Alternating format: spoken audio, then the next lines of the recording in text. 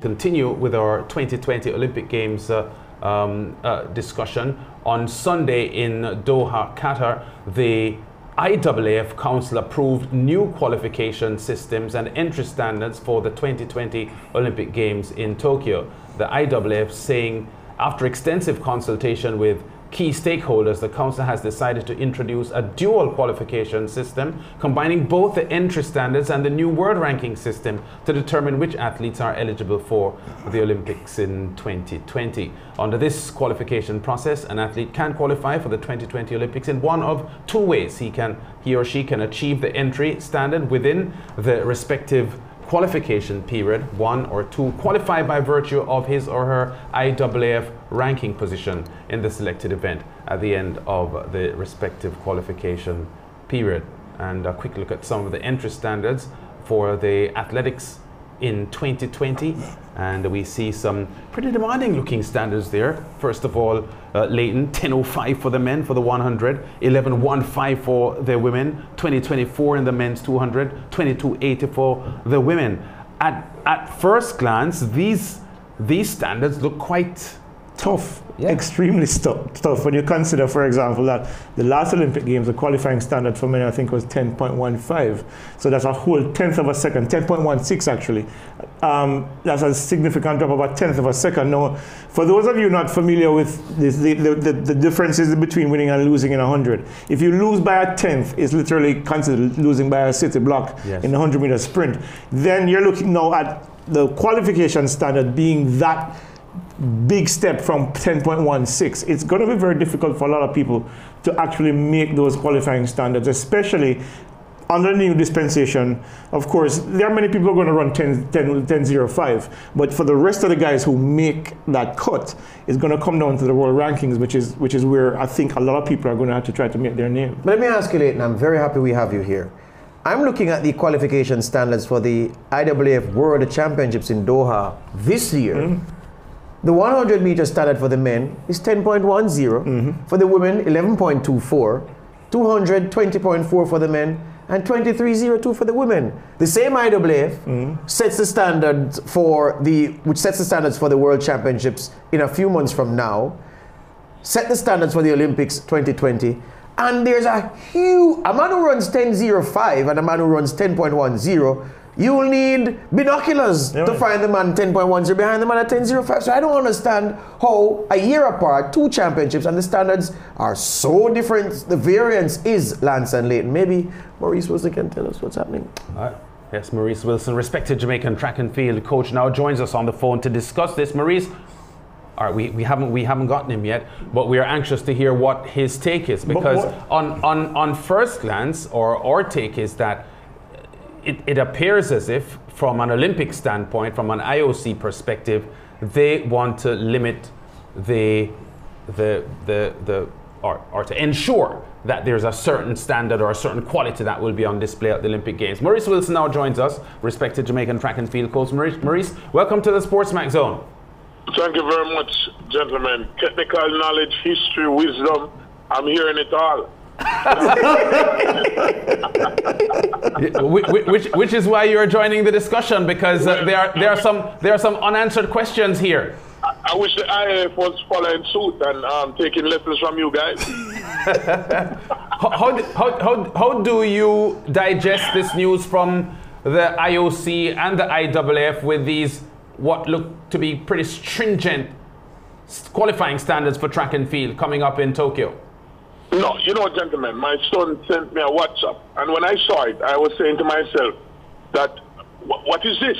Having looked at it in detail, I realized that the IAF has decided that they were going to set some new standard. And the same thing that was said a while ago. Why this big jump? We're looking at a sport that we want to increase the popularity, increase the competitiveness. But apart from 2011, I have not seen those consistent 10.05, and you can agree with me, I disagree, that we used to see in the golden days of 2008, thereabouts, 2011. When you look at, for example, the female time of 11:15, we must remember, you know, that it was just in recent times that we can testify that we had genuine performances going below, I would say 10-8. So I am trying to understand what is happening here. When you also look at the IF ranking, you need to take into consideration that athletes have to travel to these meets.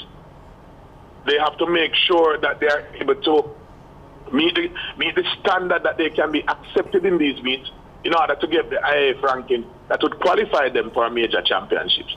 And then now to increase the entry standard, I am still not understanding what is happening here. Maurice, how does this affect coaching modules?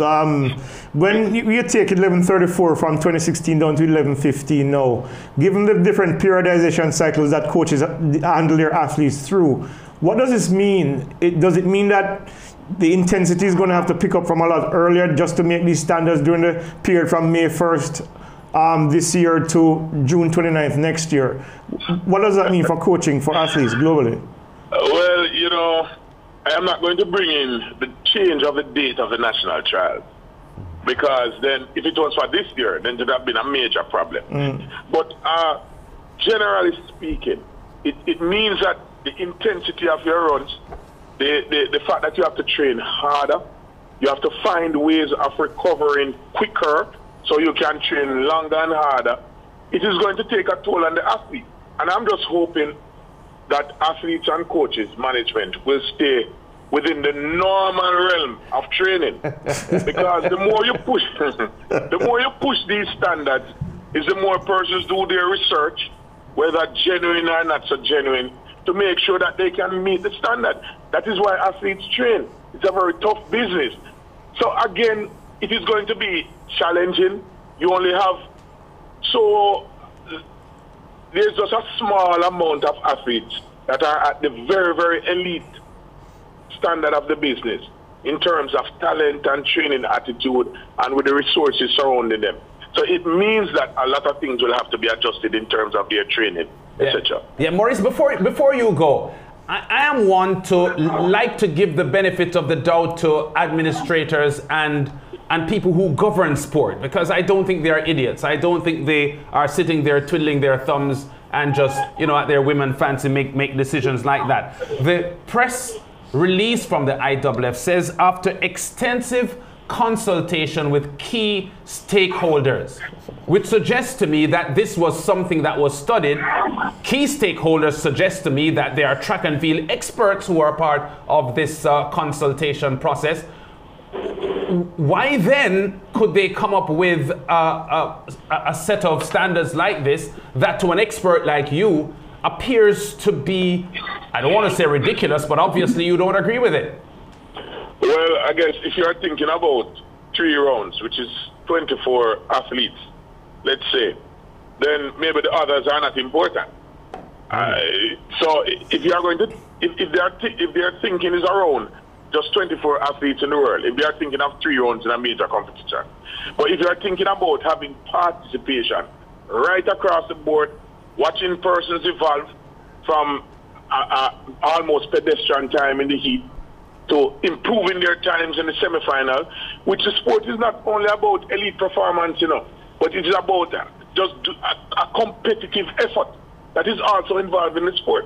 So if it is a solely professional, high elite sport, then no problem. But if it is that you want to gender, you want to foster progressive times, watching athletes grow and so on, I am not sure if the decision is the correct decision at this time. Maurice, thanks a lot for talking to us here on The Zone. We do expect to have some more discussion on this, because it has been a shocking or a startling revelation to us here at the SportsMax Zone. But thanks for your input. Thank you very much, gentlemen. I'll continue to listen to knowledge, technical skills, and history.